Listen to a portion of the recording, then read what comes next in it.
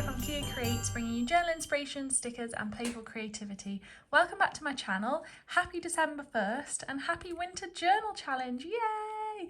The Winter Journal Challenge is an annual challenge I host every December with sometimes a prompt for every day, sometimes a prompt for every couple of days. This time we have a prompt for every 3 days in December just to keep it nice and chilled out. You can do as much or as little as you want.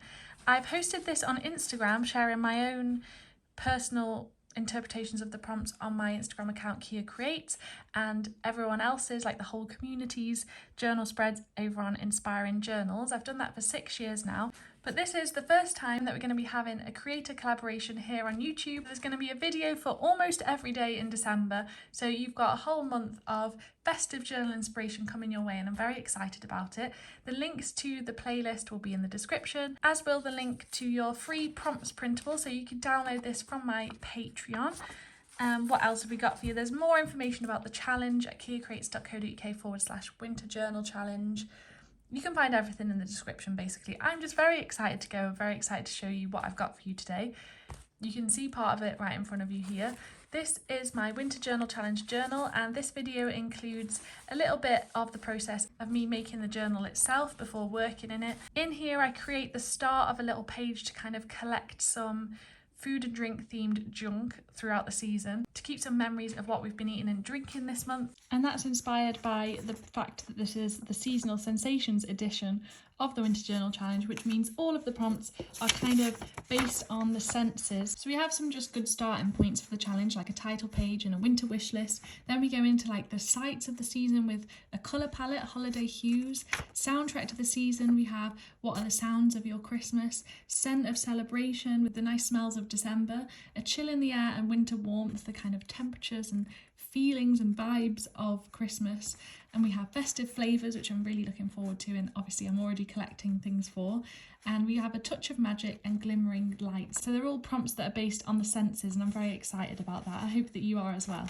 And then the main portion of this video is me making my title page, which is the prompt for today, tomorrow and the 3rd. So if you're going to be journaling with me, grab your journal, grab your Christmas festive stationery and supplies, and let's have a little journaling session to welcome in this new month of festive inspiration. I'm very excited for this challenge to begin, and I'm excited that you're here with me. To begin making my journal for the Winter Journal Challenge, I start by gathering all of the materials that I want to use to make pages, like this tea stain paper. I have a video coming out soon on how I made the tea stain paper, so keep an eye out for that. I also have this gift wrap that I found on Etsy. I'll link that below. I just think it's really cute and has like Harry Potter vibes, so I'll definitely make some pages out of that.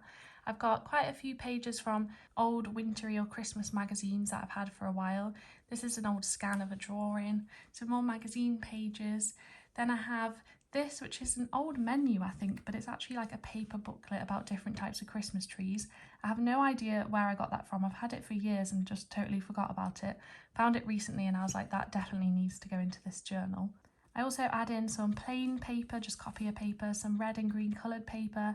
This is Harry Potter gift wrap. That's really cute. I use that a lot in my Harry Potter journal. Some pattern paper, some little pages from a notepad, some recycled paper, and some old calendar pages from December from different years, which are cute.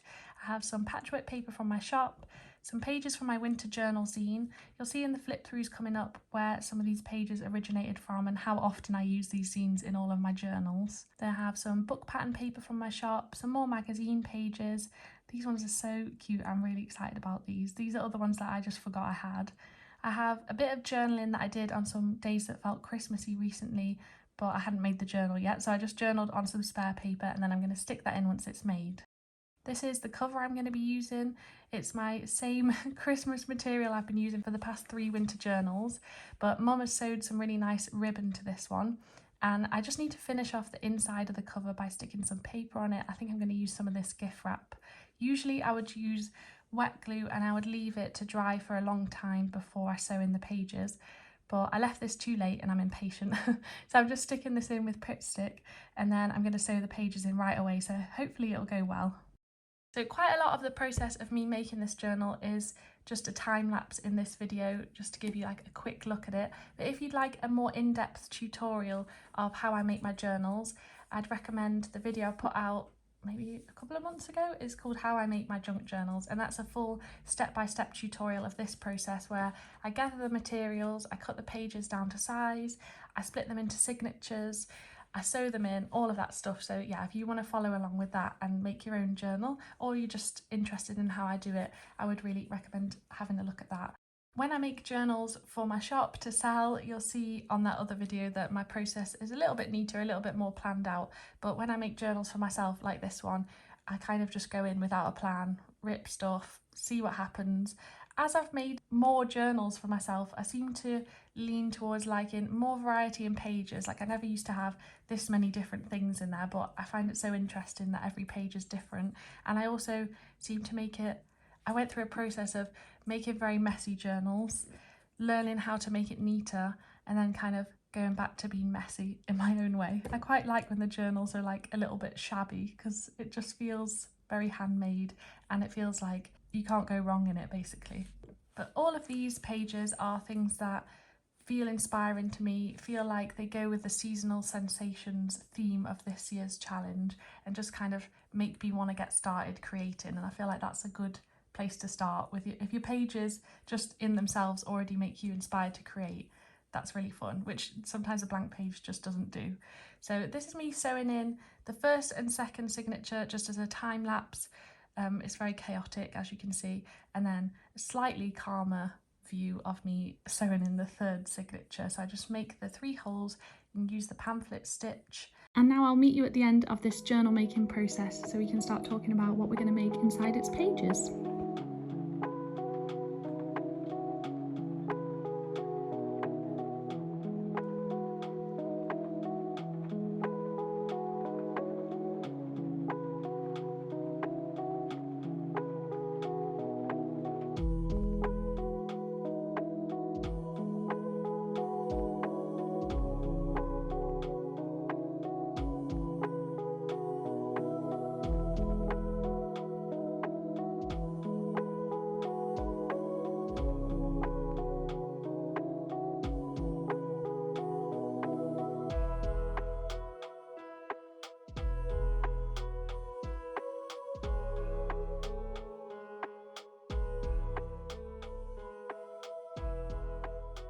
Now the journal has come together, I've just quickly stuck in the spread that I made the other day. So this is about me and Mum going to a workshop at a mud pottery studio to make a ceramic gingerbread house, and that was really fun. So I've stuck this in because it was like the first day that felt really Christmassy, and then just a little bit of writing about a frosty day that we had recently.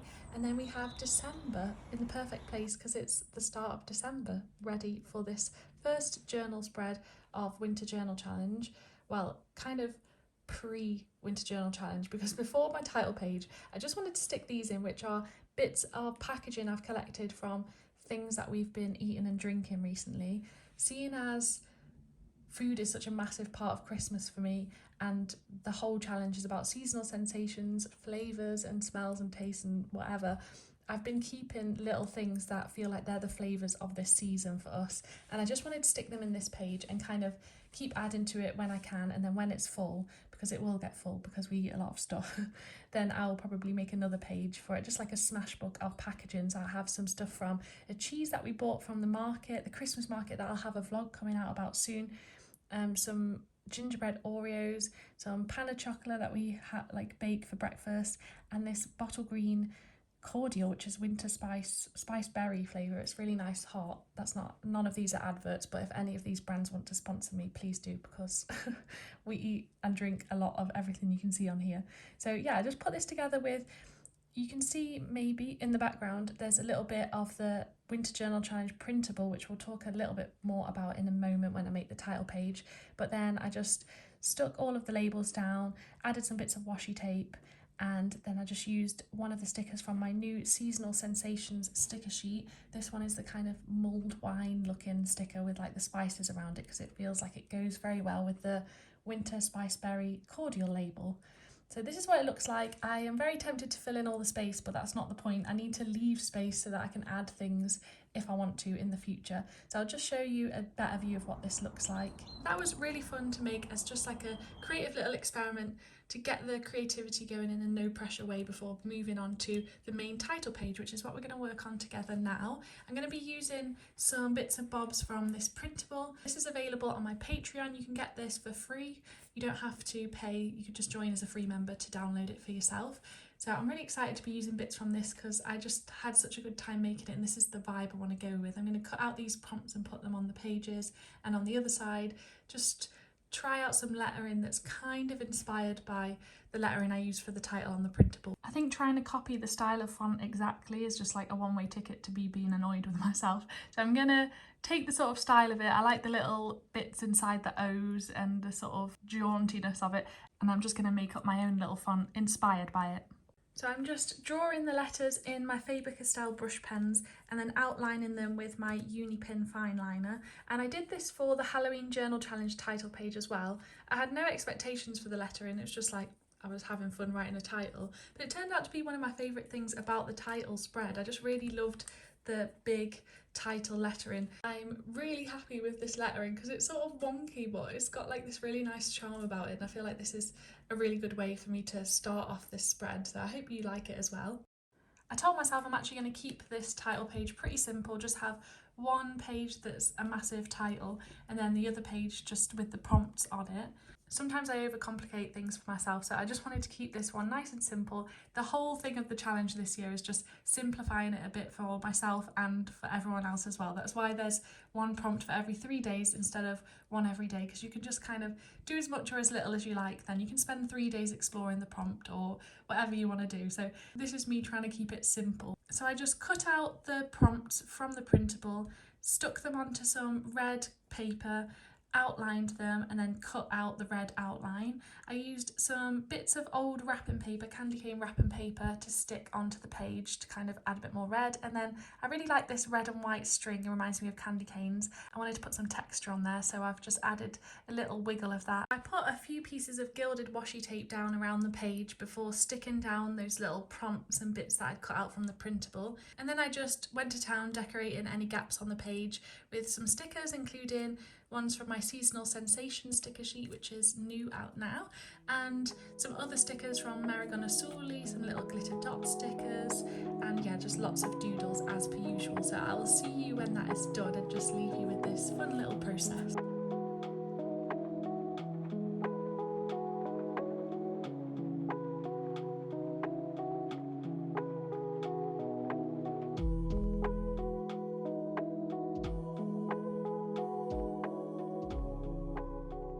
Oh, and I forgot to mention, I also cut out some of the little Christmas stamps that are on the printable and scattered those around the page as well, because I really love those.